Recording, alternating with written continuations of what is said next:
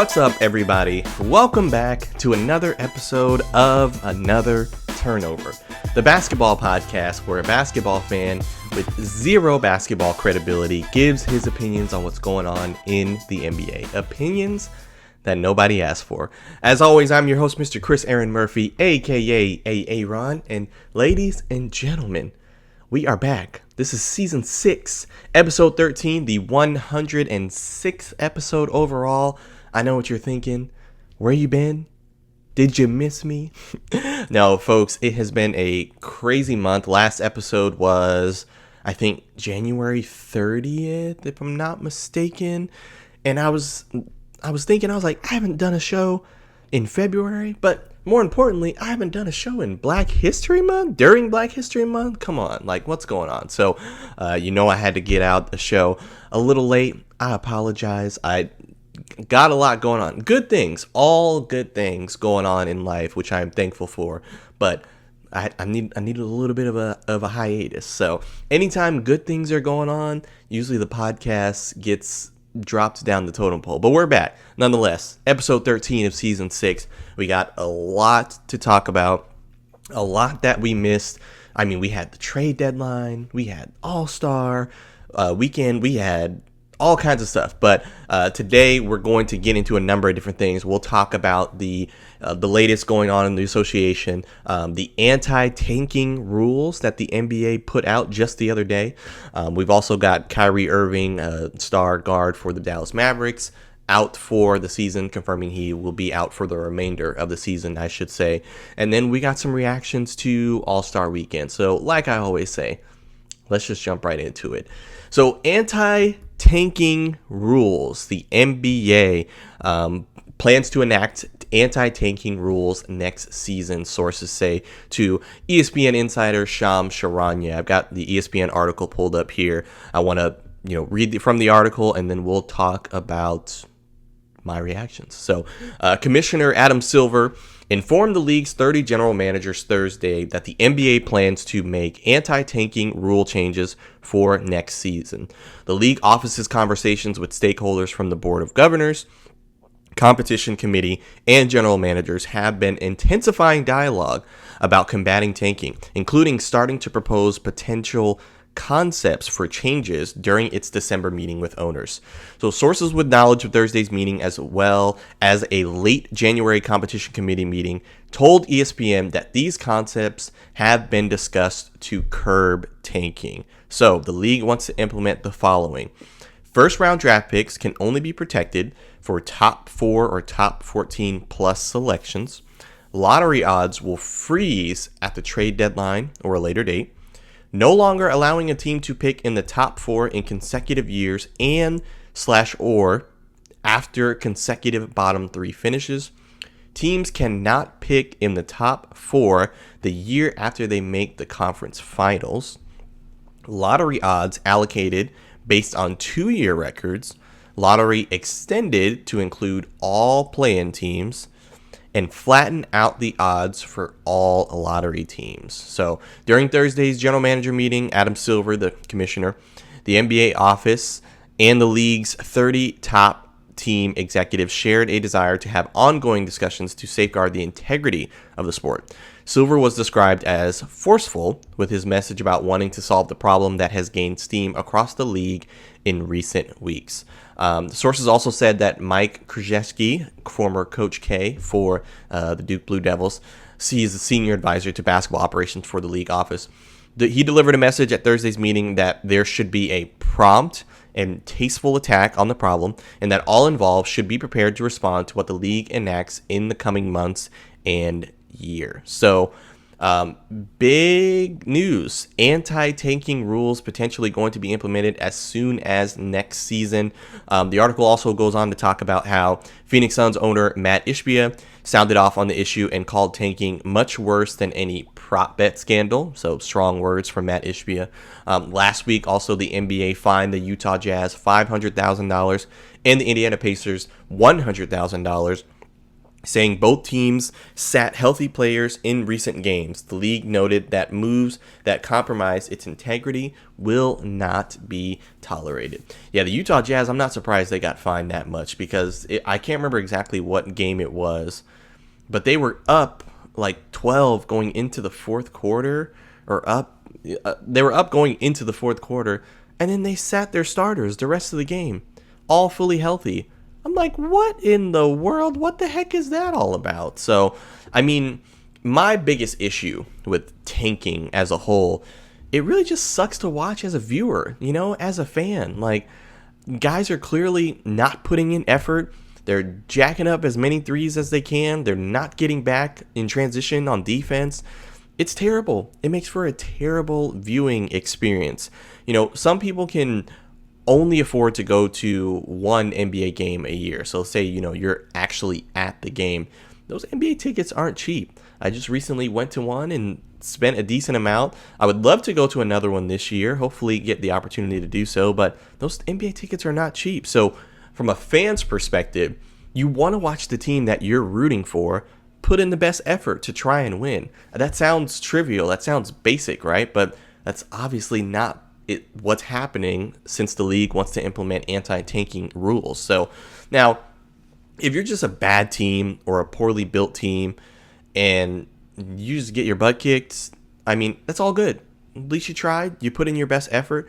My parents always told me, hey, if you tried your best in school and you're not the best, or didn't get an A or didn't get a B, that's okay, as long as you tried your best. But, it's a shame that you have all these players that make so much money. I'm not knocking the players getting their money. Like, get your bag. I'm never going to, come down on a man getting paid, an honest day's pay, that is. But, you have these players that make so much money, but then they don't put in the effort, when it comes to tanking. So there's no fun in that, in my opinion. Like, nobody wants to watch that. There's no fun in it. And now, in no way do I want to sound like I'm putting this all on the players. All the onus is not on the players. I would argue that more of the onus is on the owners. So I'm definitely not absolving the owners and the front office folks.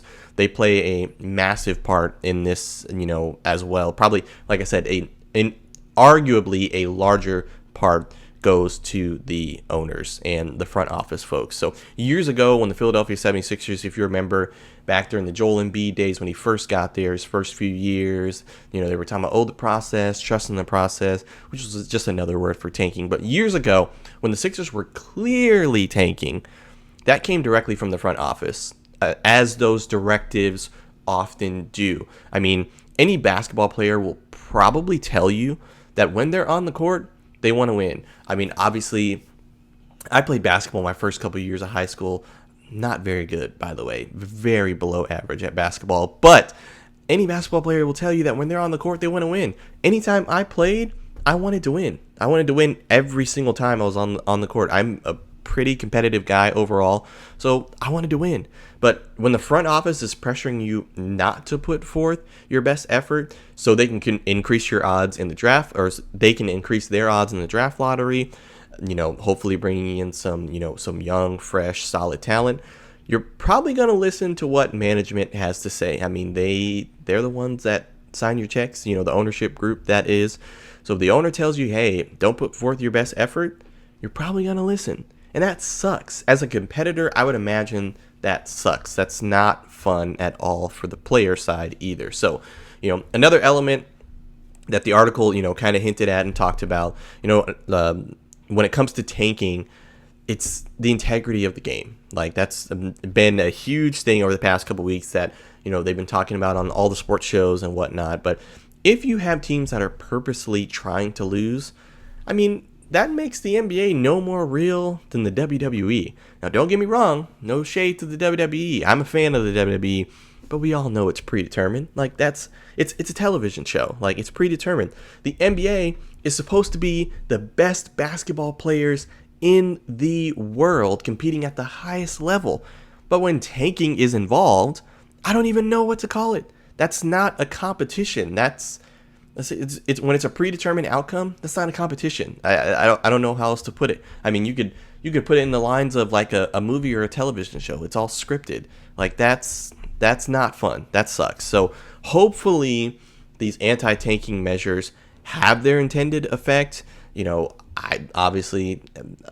will see how it goes, but I want to see more competitive games at the end of the day. I want to see guys putting in maximum effort, night in and night out. And that's not, I'm not trying to come across as like, there's 82 games, there's 82 games that's played. That's a lot of games. That's a lot of mileage. So let's say it's a random Wednesday night game and, you're dealing with a nagging injury, then sit like that. There's nothing wrong with that. But a team-wide, organization-wide tank job is it's not great for the league. So I'm hoping that the league, with these anti-tanking rules, I hope there's a positive outcome from this. But ultimately, we shall see what happens. But nonetheless, let's transition. Let's talk about Kyrie Irving being out for this season. So got the ESPN article pulled up here. It says Kyrie Irving to miss the rest of the season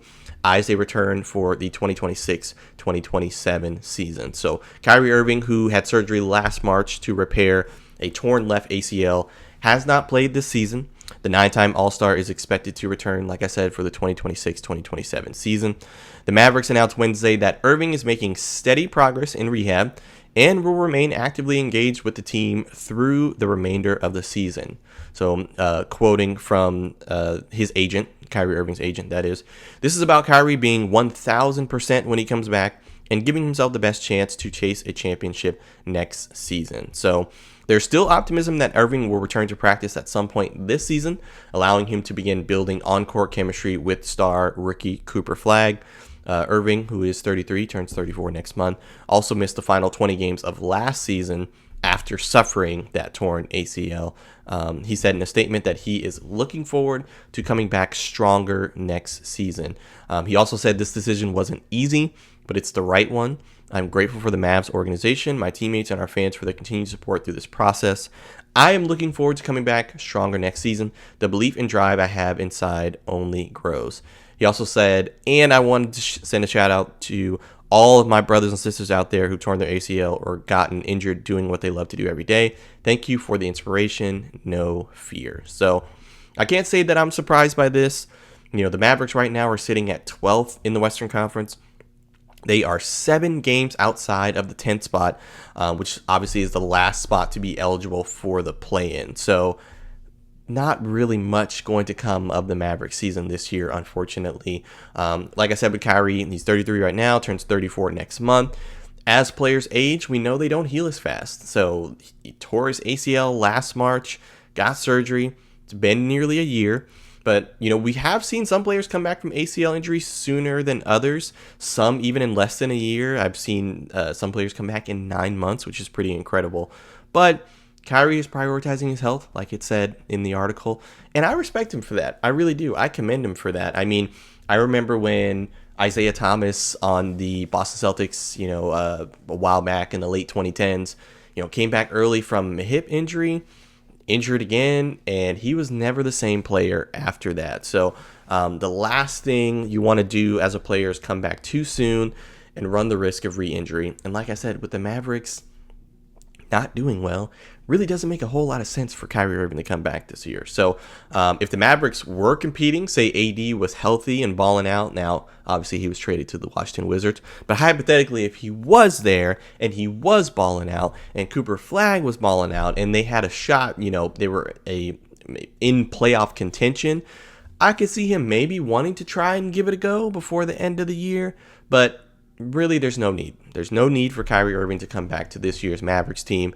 So shout out to Kyrie for making the best decision for his long-term health. I hope his recovery continues to go well, and I hope he does indeed come back stronger and better next season. But let's transition one final time. Let's talk about the reactions to All-Star Weekend. So I have NBA article pulled up here that talks about the All-Star Weekend and how the All-Star, it says NBA All-Star 2026 draws the most viewers in 24 years. So NBA All-Star 2026 in Los Angeles drew more than 46 million viewers in the United States across NBC and ESPN platforms. This is the most viewers in 24 years and more than triple last season. So obviously, there was a new format this year. You had the United States versus world format, generated the largest audience since 2011, which is pretty incredible. It also, the article goes on to talk about it peaked the All-Star game, that is, at nearly 10 million viewers and averaged 8.8 million viewers on NBC, Peacock, and Telemundo. That's the largest NBA All-Star audience since 2012, according to preliminary Nielsen data and digital data from Adobe Analytics. The early returns indicate that the All-Star Game topped the 2025 edition by 87%. Viewership peaked, like I said, at 9 to 9.8 million viewers from about 7 to 7:15 p.m. Eastern Time, when the USA Stripes were closing out a 48-45 victory over the world team. I didn't get a chance to watch all the All-Star game. I did watch pretty much, I think it was the Stripes versus the World in that first game. And that was a pretty good game. They actually went into overtime. But guys were trying. Guys were putting in effort. Like, I don't know what it was. Now, Wemby said, he basically came out and was like, hey, like, I'm going to try. I'm going to play hard. And he came out the gate, scored like 5 or 6 points super quick. And that seemed to light a fire under Anthony Edwards, who balled out as well. Anthony Edwards ended up winning MVP of the All-Star game as well. So I thought it was good. I thought, there was, competition in the All-Star game. Like I've said in multiple episodes before, nobody was asking the NBA players to play like it's a playoff game, but all those videos that they put out over the summer during pickup, like, do that. Like, it is a glorified pickup game at the end of the day. Do that. But, seems like the All-Star game itself this year was a success. Shout out to the association for not being afraid to change things up, to try and generate interest and try to get the players to, just care a little bit more and put in more effort. Sounds crazy, right? But, that being said, I do think All-Star Weekend as a whole, could do for some additional changes. The 3-point contest was cool. You had Damian Lillard, who's been out for the season. He ended up winning it, I think, for the 3rd time. So that was pretty cool. You had did they have the skills challenge? No, I don't think they had the skills challenge this year. The Rising Stars game wasn't bad. The Celebrity game was I mean, Celebrity game is pretty hit or miss. I remember it being really fun back in the day when Kevin Hart was doing it every year. But, I do think the All-Star Weekend could go for some additional changes. My buddy and I were talking about this, and he brought up the point of the NBA adding King of the Court, a game or drill where you have a target score. I think that would be great. I think I've actually talked about King of the Court multiple times in the past, or at least one time in the past I know distinctively on a previous season. But the goal of King of the Court is to stay on the offensive side of the ball for as long as you can, or to stay the king. If you score, you get a point, and you stay on the court. You stay on the offensive side of the ball, I should say. If you get a defensive stop, you become the new king, and you go on offense. So I think this would be a fantastic addition to All-Star Weekend, like seeing some of our favorite All-Stars go one-on-one. But I just don't see the Stars wanting to do it. Like we've seen with the dunk contest, the NBA All-Star caliber players just have no desire to participate this generation. It's totally different. Like back in the day, you had the All-Stars participate in events like Michael Jordan did the dunk contest a few times, Kobe did the dunk contest, Vince Carter, Dwight Howard when he was at the peak of his powers. Who else am I thinking of? You had Steph doing the 3-point contest, which was great. Larry Bird way back in the day doing the 3-point contest. Like you had the All-Stars participating in All-Star Weekend. But if KD, if Steph, if Giannis, Wemby, and, LeBron, as long as he's still playing, if they decided to participate in King of the Court for All-Star Weekend, I think it could be a huge hit. They've never done one-on-one competitions for the All-Star Weekend. I think it could be great. I think it would be a favorite event pretty fast, but unfortunately, I just don't see it happening. I don't see the All-Star caliber players wanting to put their egos aside to do a one-on-one competition, and I just don't see them caring. But I hope I'm wrong. I hope that I am proven wrong and the NBA continues to tweak to try to generate more interest for the All-Star weekend. But ladies and gentlemen, that is all the show I have for you fine folks. Thank you so much for listening. Thank you so much for watching. As I always say, if you could do all the good things, like, share, subscribe, leave a comment, I would greatly appreciate it. Make sure to follow Another Turnover at Another Turnover on all the socials. And hope you have a great weekend. Like I said, it's Black History Month. We still got another week of Black History Month. So whatever that means for you, go do it. As long as it's safe, doesn't harm anyone, and it's fun. Go do it. But I appreciate you all. I will plan to see you next week. And yeah, don't hold me to it though. But plan to see you next week as we inch closer and closer to March Madness for NCAA basketball. Looking forward to that. But take care, and I'll see you next week. Peace.